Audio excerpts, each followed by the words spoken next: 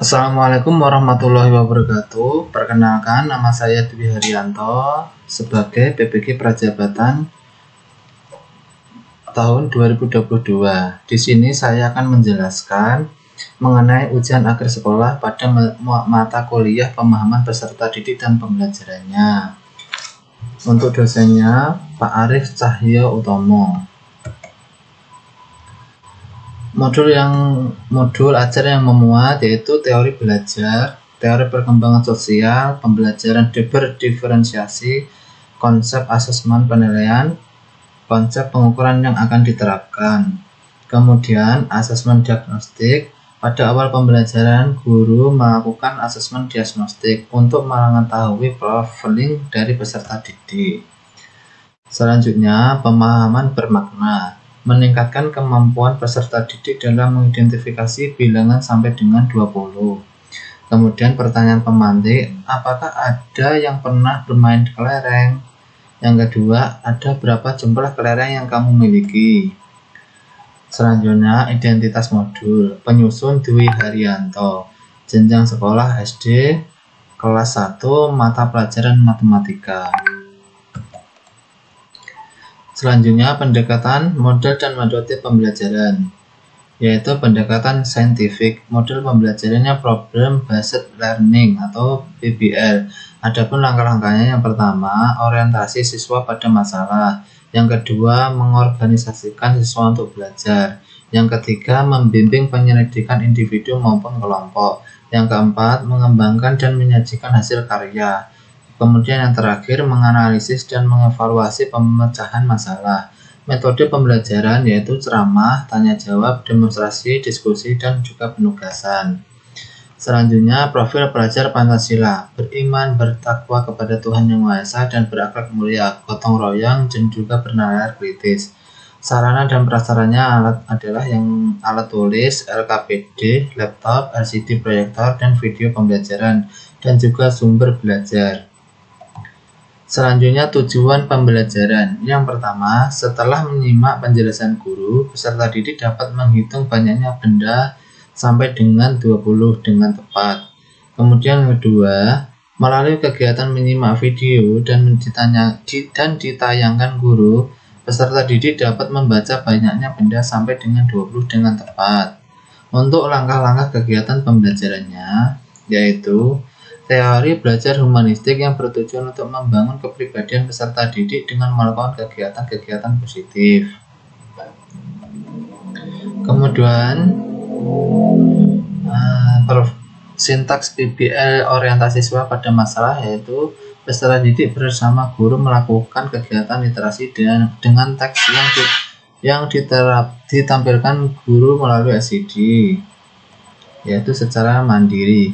Yang kedua, peserta didik membaca buku dan mengamati gambar pada bab pembuka. Yang ketiga, guru mengajukan pertanyaan berdasarkan gambar A. Yang pertama, beberapa kelereng yang kalian lihat. Yang kedua, bagaimana cara kalian menghitungnya. Yaitu yang kedua, sintaks PBL atau mengorganisasikan siswa untuk belajar. Yaitu peserta didik di awal pembelajaran sudah dibagi menjadi beberapa kelompok dan mengerjakan tugas berdasarkan kelompok yang sudah dibagi di dalam kelas. Kemudian peserta didik duduk berdasarkan kelompok yang sudah dibagi dan menyimak arahan yang diberikan oleh guru. Selanjutnya, peserta didik melakukan kegiatan demonstrasi dengan menuliskan lambang bilangan sampai dengan 20 secara bergantian atau berkelompok. Kemudian penutupnya, peserta didik mendapat penguatan dari guru terkait materi yang telah dipelajari. Selanjutnya, peserta didik bersama guru merefleksi dan materi yang telah disampaikan. Kemudian peserta didik mengerjakan lembar evaluasi sebagai bentuk penilaian secara individu. Untuk asesmen diagnostiknya dilakukan pada awal pertemuan untuk melakukan kegiatan untuk memetakan siswa sehingga mereka mendapatkan pendampingan yang sesuai dengan kebutuhan masing-masing. Asesmen yang dilakukan guru untuk mengetahui siswa dalam keaktifan dalam menjawab pertanyaan yaitu yang pertama, guru memberikan pertanyaan.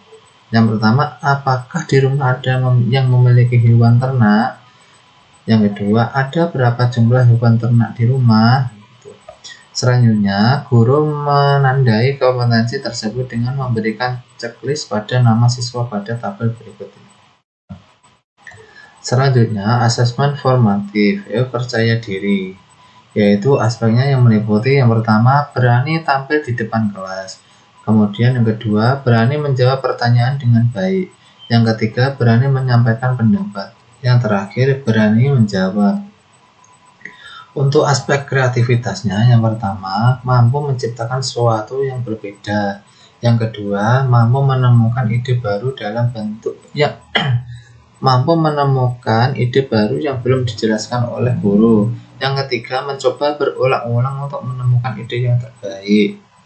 Untuk aspek kerjasamanya, yaitu yang pertama, terlihat aktif dalam bekerja kelompok. Yang kedua, kesediaan melaksanakan tugas sesuai kesepakatan. Yang ketiga, bersedia membantu teman lain dalam kelompok yang mengalami kesulitan. Untuk asesmen sumatifnya, yaitu menghitung, membaca, menulis bilangan sampai dengan 20.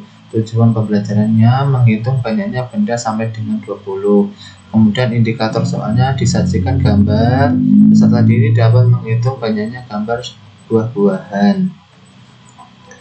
Selanjutnya kegiatan pengayaan dan remedial. Pengayaan yaitu pengayaan untuk peserta didik diberikan beberapa kegiatan pendalaman materi yang dapat dilakukan secara berkelompok maupun mandiri dengan memberikan tantangan berupa permasalahan berpikir tingkat tinggi untuk dikerjakan pada dan atau di luar jam pelajaran. Kemudian remedial diberikan kepada peserta didik yang membutuhkan bimbingan untuk memahami materi atau pembelajaran yang mengulang kepada peserta didik yang belum mencapai. Sekian penjelasan dari saya, kurang lebihnya saya mohon maaf. Wassalamualaikum warahmatullahi wabarakatuh.